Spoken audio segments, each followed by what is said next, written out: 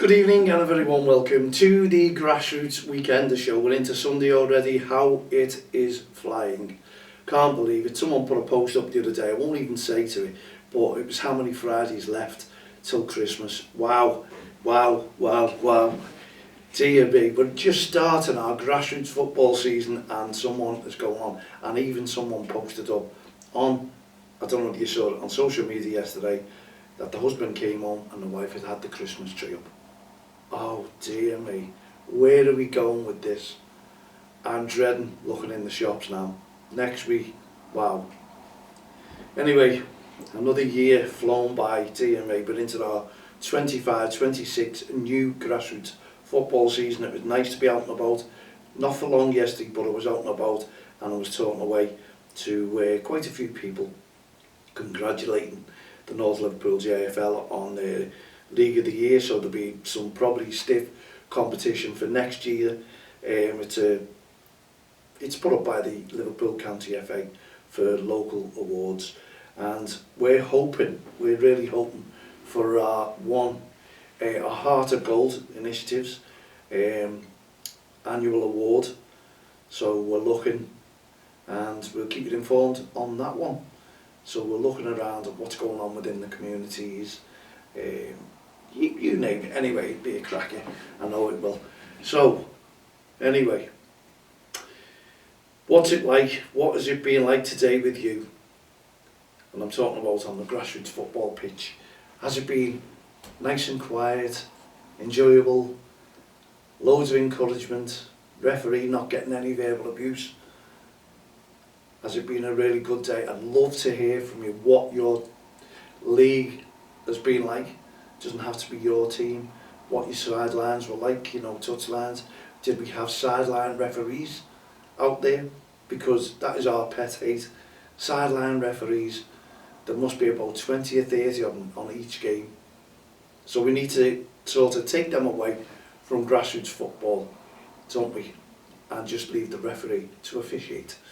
Because that's what it's all about. Referees going out there and enjoying themselves too. Because regardless of the weather, they're there. And they're, you know, we can go home after one game. There we go, children have played the game, all dressed, all ready to go, fed the faces in the cafe. And then the referee stays there. And if it's really teeming down, if it's cold, they've got 3 or 4 games, sometimes 5 games to get through. And people will just go, yeah, but look at the money they're on. I don't think, if it was that easy, I think those people who were saying, look at the money they're on, will be taking up the whistle anyway. And what they'd say to it is, I'm too busy, I can't do that. All these people that you try and get hold of, it's amazing, honestly. And oh, I'm sorry, I've just been that busy. It's been unreal. Busy, come and spend the day with me. And you know what, it really makes a difference. If people just get hold of you and get in touch with you and say, right, I'll be there, you know what it's like. You see them all, social media, and they're there non-stop, putting posts up, putting everything. And then as soon as you ask them to do that favour, oh, do you know what, I've been up the wall, I've been mad busy, I can't get there, I can't do this. And I suppose that's life, isn't it? You know, and this isn't just for me. You see this with other people as well. But honestly, social media, is it really finishing? You know, you look at some of these posts, you really do, and honestly, they get more likes than the real serious posts. I don't know what that is, I really don't. You know, if you put something up that really is interesting. And I suppose, is it all about likes? I don't think it is, because I get pulled every week and say, yeah, I loved your podcast there, that's right, that's what you were saying. But those people don't like it. It's like what we try and do is, we try and get the likes on, not for ourselves, but the work that we're doing in the community, which is one step ahead of mental health. You've seen that. You've seen the video. If you haven't seen the video, please go on YouTube, DXTL TV from the touchlines, and watch Lean On Me videos. The first one, watch that first, because that's the interviews, what it's all about, and then you can listen to the song in your own time. It's up to you when you do, but honestly, what we've done, we've put these tracks out, and it's not to raise money, it's to give awareness right across the nation, not just here on Merseyside, about mental health struggles in grassroots football, kids self-harming, kids having suicidal thoughts, and you've seen that on terrestrial TV, you've seen that and heard on local radio stations, youngsters going through a tough time, they've lost the parents, one of the parents, and are trying to get themselves back together, get themselves back into normality, if you like, because the stress and anxiety, it all shows. And this is what we want, because it starts off now. I'll keep repeating this because John Moores University not long ago done a survey over 20,000 adults, and they spoke to these adults and they asked them the questions, and it was all about mental health struggles while they were youngsters. Now, the survey came back that these mental health struggles carried on into adulthood with them, but the turmoil was all about the aggressive behaviour, the verbal abuse that they'd witnessed while in their childhoods, and it carried on into them, into their adulthood, and they were struggling. Now that's 20,000 adults, and we had one or two adults in, and that was the question I was asking them before I heard this survey, the result of this survey on the local radio station. And I'd ask adults, what was it like? Have you carried this on from your childhood into adulthood? And the majority were saying yeah. And obviously you knew why, and what they're saying is the anxiety, the stress, the verbal abuse, the aggressive behaviour, what they were witnessing. And if you take that into account, think of grassroots football, think of any sport, but the majority is grassroots football. Millions and millions participate, not just over here in the UK, all over the world. So it's obviously a struggle for a lot of kids as well, because the mentality of some of the adults, the way they're shouting and screaming at their child, or maybe someone else's child, and even the referee, tells you a lot. It speaks volumes, because it will affect the children. You've got to encourage the kids. You've got to realise that the kids will grow up thinking they've always done something wrong. And some of these kids are probably petrified of their parents and they don't want to do or make a mistake. That's what they're growing up with. And when you talk about 20,000 adults, how many of those, I'd love to have known how many were affected by grassroots football or any sport activities that they were in. But I can't answer that one because I don't think I got that. But maybe I'll get in touch with John Moores University, because that's a very, very interesting study for all of us there, all of us to participate in and take notice of, because of your behaviour in grassroots football. You know, maybe the auntie, the uncle, the brother, the sister, the nan, the granddad, the mum, the dad, who don't realise what they're doing, the harm that they're doing towards the children in grassroots football. That's why we go on about encouragement is key. We need more and more encouragement at grassroots football. We need these kids encouraged, and not just in football, in anything that they do. Encourage them, because they're upset. Kids will get upset, and I've witnessed kids getting upset with the struggles with the parents. And I've actually, honestly, I actually pulled one manager who was dragging, this is going back many years ago, dragging and actually made a beeline to sort of threaten the child, if you know what I mean, in actions. And obviously once pulled, and this was a manager, by the way, and it was reported to the committee about it, because it could have led to safeguarding, which I don't think it did, because the parents must have been, wow, what's going on here? And that was his child, and the answer was, well, he's my lad. And I went, makes no difference, absolutely no difference. The turmoil that kid is witnessing and what they're seeing. And I was saying that in front of his child, and I think the relief from the child, because I actually pulled him, was wow, wow, I'm glad in the sense that my dad might be getting told off here. And that's what you're looking at. That's what you're looking at, because the kids don't want to upset anyone. They don't want to do wrong. They're trying their best. They are, excuse me, they are really trying their best when they go out and they're giving 100%. And if they make mistakes, they make mistakes. We all do. Exactly the same as a referee. A referee is only human. They can make the mistakes. They can make mistakes as well. We all do it day in, day out. Just think of your routine and think how many mistakes that you've made through that day.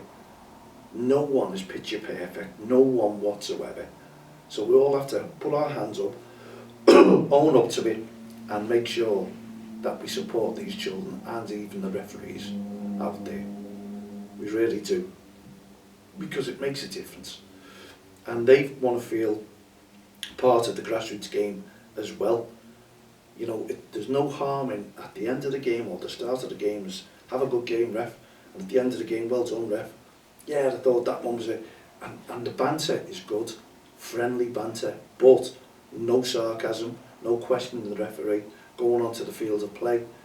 That's wrong, totally, totally wrong. Because can you imagine that referee as well, even being a youngster?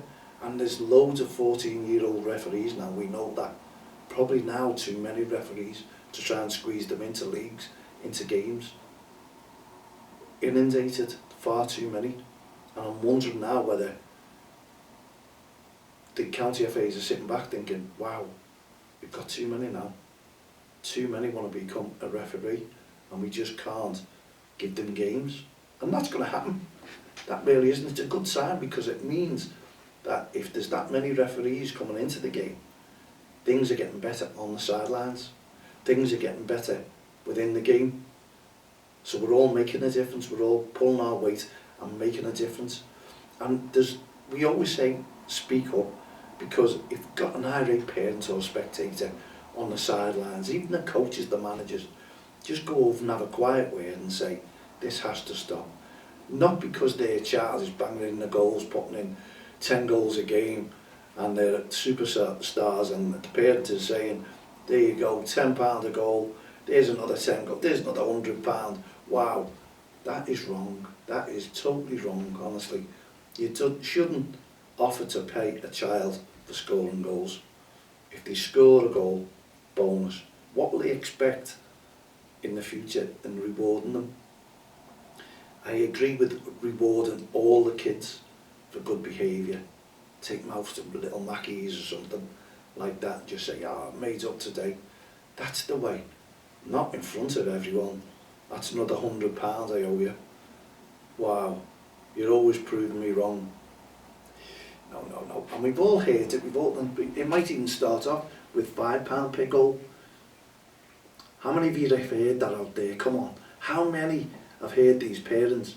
I'll give you 10 at a goal, whatever it may be. You shouldn't be doing it. Please, if you're one of these parents, hold back. Always remember, there might be a parent there who struggles, can't get a job, struggling to pay their fines, whatever it may be, fines, I'm saying, your league fees for the child, and hoping, these subs go down because they're costing them far too much. And then you've got these parents who are saying, £10 a goal, £100. Think of the people around you. Think of the people who are having struggles themselves, and think of the kids who are having struggles. It'd be one of those that looking over going, God, I wish my mum and dad would offer me money for goal scoring. But then it creates greed in football, because that child then doesn't want to pass to anyone. That child just wants to score goals, regardless who's in his team, because he wants that £100 or that £10 per goal, £5 per goal, whatever it may be. So it takes all that away from the game. So if you're a mum or dad, brother, sister, who want to do these, think of the team. Think of the team. And there's no harm in turning around and saying, do you know what? For every game, if you got that money, for every game you win as a team, I'll put £100 into your savings bank, so you can all go away at the end of the season. It's got to be a team effort. Maybe there's no harm in that because everyone benefits. And it gives those kids an incentive to play as a team then. It still wouldn't give the incentive, I'm going to score a goal because I'm getting all that money. It wouldn't, it'd take that away.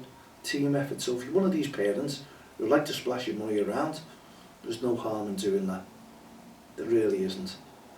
Make a lot of people happy, not just one, not just your own. Right, we've still got nearly 5 minutes of the show left. So if you've been out and about today, what's your game been like? What's it been like on the sidelines? Have you enjoyed them?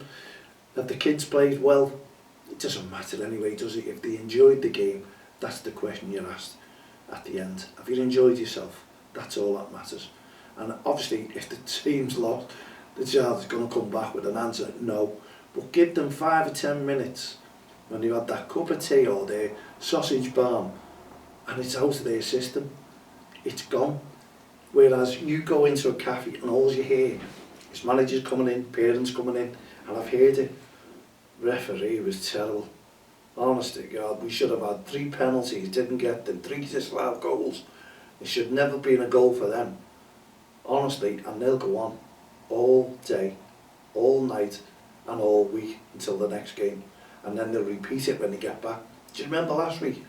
3 goals disallowed, those penalties shouldn't have been given them. And it's always the referee's fault. Remember that.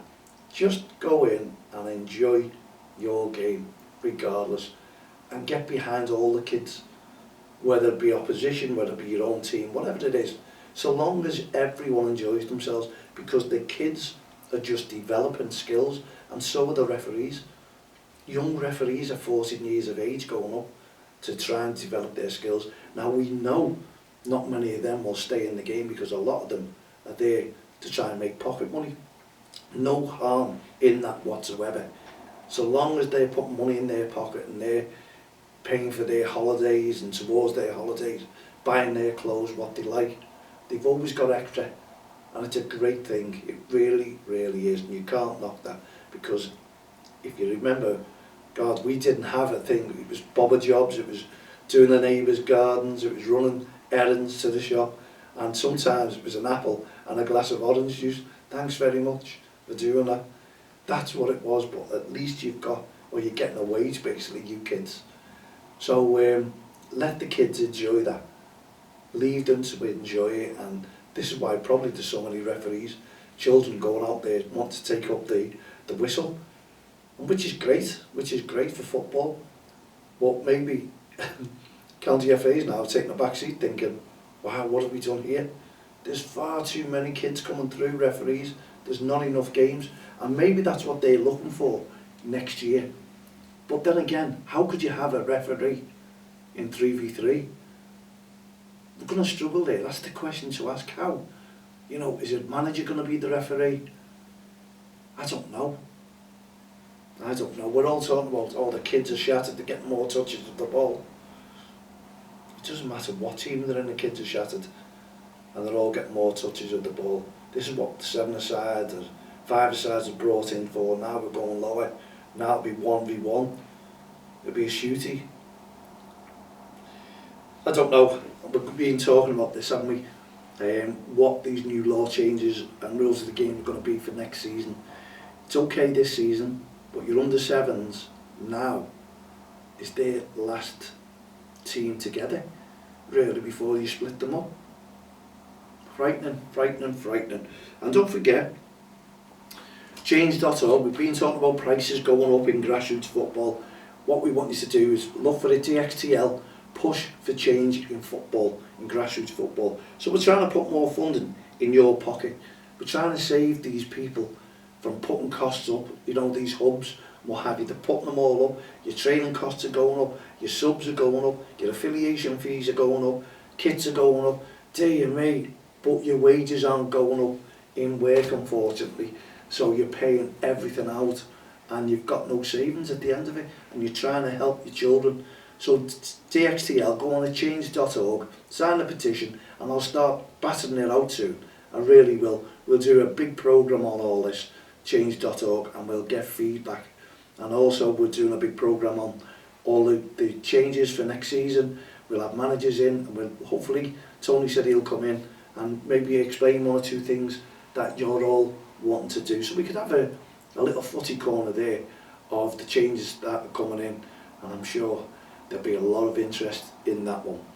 I hope you've had a great day today. Hope you've had a fantastic weekend. Watch the winds, they're coming in tonight apparently. It's going to be high winds, rain. Will we get these grass games on next week into the third week of grassroots football? It's looking pushy to get them on. But in the meantime, if you're a referee, if you're a committee member, if you're an adult, if you're a parent, if you're a young player, so long as you have enjoyed your game today and enjoyed all the football, then job's done for another week. And there's no animosity from the sidelines, no sideline referees, loads of respect on and off the field of play. Then DXTL are happy, and I'm sure your kids and yourself will be happy.